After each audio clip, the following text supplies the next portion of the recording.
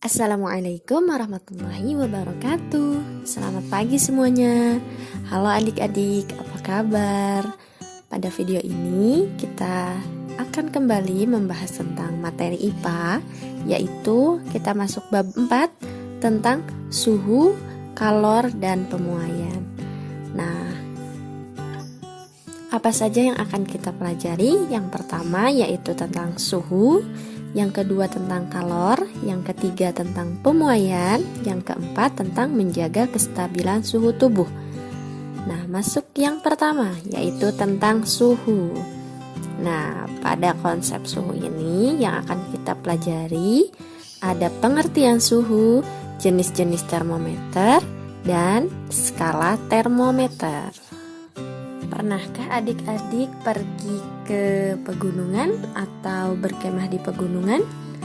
Nah, biasanya ketika malam hari itu udaranya lebih dingin karena posisi gunung itu lebih tinggi daripada dataran rendah. Nah, biasanya untuk mengatasi kedinginan itu ada yang memakai jaket, terus ada yang menyalakan api unggun. Berbeda dengan penduduk yang tinggal di pegunungan, mereka tidak terlalu merasakan udara dingin pada malam hari karena mereka sudah terbiasa dengan udara dingin di pegunungan. Nah, hal tersebut membuktikan bahwa indera peraba hanya dapat merasakan panas, namun tidak dapat mengukur besarnya derajat panas atau dingin suatu benda. Setiap orang dapat merasakan perbedaan suhu di sekitarnya.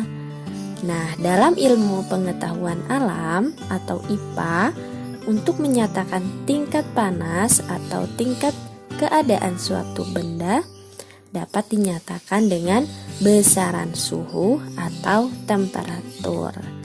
Nah, jadi dapat disimpulkan bahwa suhu adalah besaran yang menyatakan derajat panas atau dinginnya suatu benda. Nah, satuan internasional dari suhu yaitu Kelvin atau disingkat K. Nah, alat untuk mengukur suhu itu termometer. Termometer sendiri berasal dari kata termos yang artinya panas dan meter yang artinya mengukur. Jadi termometer berfungsi untuk mengukur derajat panas dinginnya suatu benda. Nah, ini ya, untuk termometer ini secara umum bagian-bagiannya seperti ini. Yang pertama itu ada tabung kaca. Ini ya, tabung kaca. Tabung kaca secara keseluruhan. Kemudian ada zat cair, ini zat cairnya yang di dalam. Kemudian ada reservoir atau tandon, ini ya yang berwarna merah.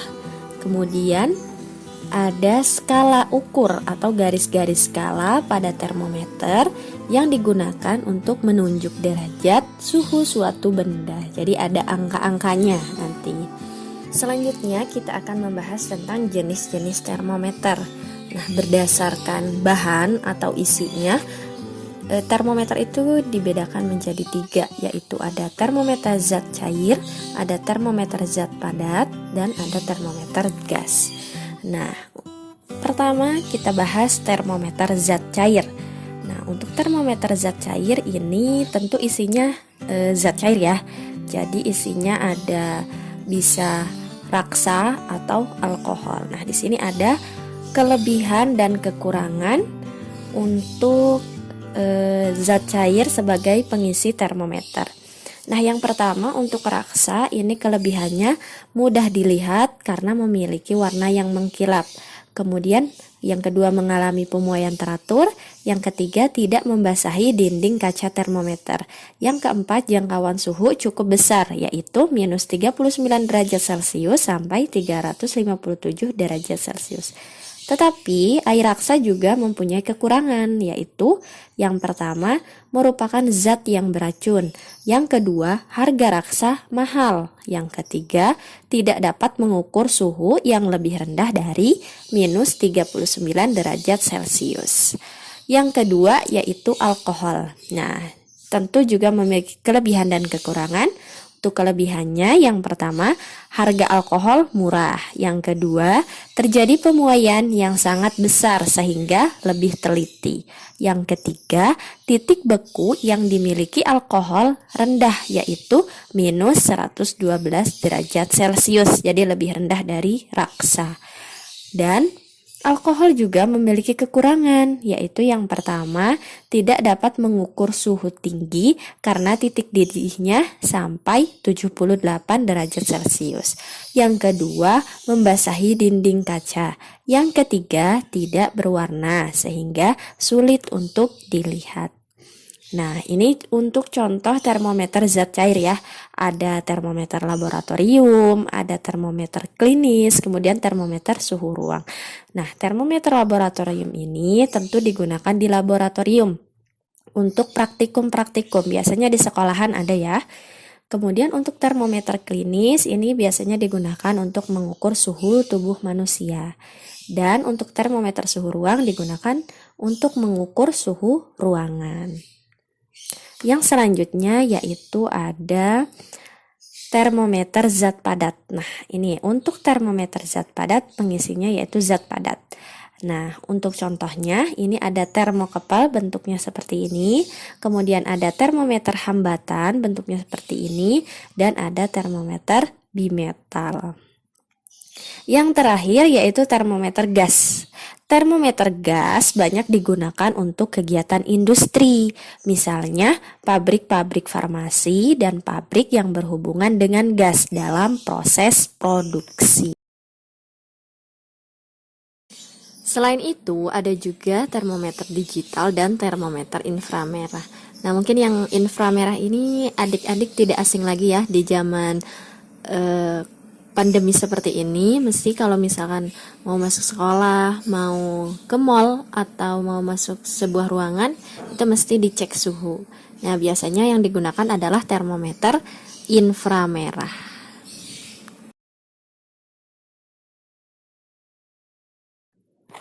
Selanjutnya kita bahas skala termometer. Nah, ini untuk skala termometer sendiri ada 4 ya, ada 4 macam. Ini yang pertama ada skala Celcius, kemudian ada skala Fahrenheit, kemudian skala Reaumur dan skala Kelvin. Nah, satuan internasionalnya tetap pakai Kelvin, tetapi di Indonesia sering menggunakan skala Celcius ya, yang sering kita dengar itu skala Celcius. Nah, untuk skala Celcius, titik bekunya 0 derajat Celcius, kemudian titik didihnya 100 derajat Celcius. Nah, untuk skala Fahrenheit, titik bekunya 32 derajat Fahrenheit, titik didihnya 212 derajat Fahrenheit. Kemudian untuk skala Reaumur, titik bekunya 0 derajat Reaumur dan titik didihnya 80 derajat Reaumur. Nah, yang terakhir skala Kelvin. Titik bekunya 273 Kelvin, kemudian titik didihnya 273 Kelvin. Nah, di sini lihat yang tabel ini ya, tabel hubungan beberapa skala termometer. Nah, jadi masing-masing skala ini mempunyai hubungan karena ini masih skala termometer ya. Jadi tentu masih ada hubungannya. Nah, yang pertama itu ini bisa dilihat Celcius, kemudian titik bekunya, ada titik didihnya, skala rentangnya. Skala rentang itu titik didih dikurangi titik beku. Nah, ini ya.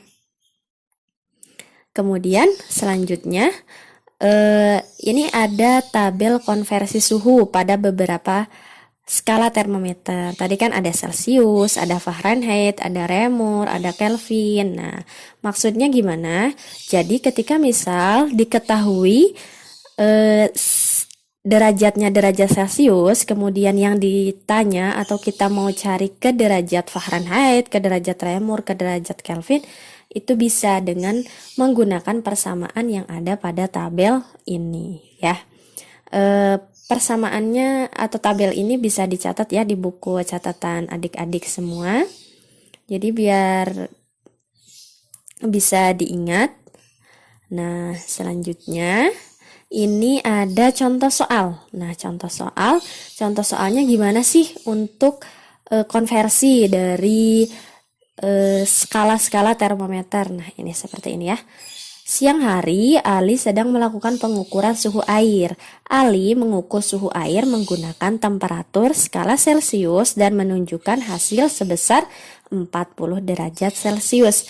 Berapakah besarnya suhu jika dinyatakan dalam skala Reaumur, skala Fahrenheit, dan Kelvin? Nah, jadi si Ali ini ngukur suhu air dan diperoleh hasil 40 derajat Celcius. Nah, di soal yang ditanyakan adalah skala Reaumur, skala Fahrenheit, dan Kelvin. Jadi kita menggunakan persamaan atau rumus yang ada pada tabel slide sebelumnya ya.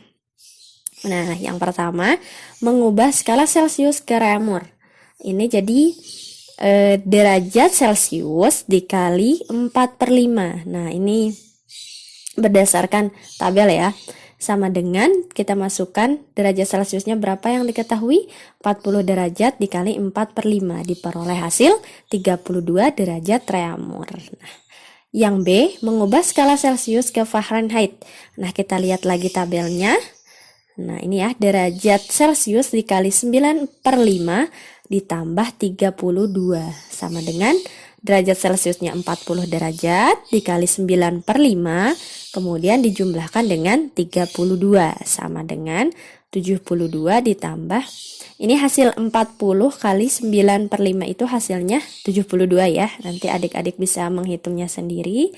Ditambah 32 sama dengan 104 derajat Fahrenheit. Yang terakhir mengubah skala Celcius ke Kelvin. Nah, ini sangat mudah ya, karena tinggal menjumlahkan. Jadi, derajat Celcius yang diketahui tadi ditambah 273. Berarti sama dengan derajat Celciusnya 40 derajat ditambah 273. Sama dengan 313 Kelvin. Nah, kalau untuk Kelvin tidak usah memakai derajat ya, jadi langsung 313 K gitu. Nah, mungkin cukup sekian untuk pembelajaran hari ini. Semoga bermanfaat. Wassalamualaikum warahmatullahi wabarakatuh.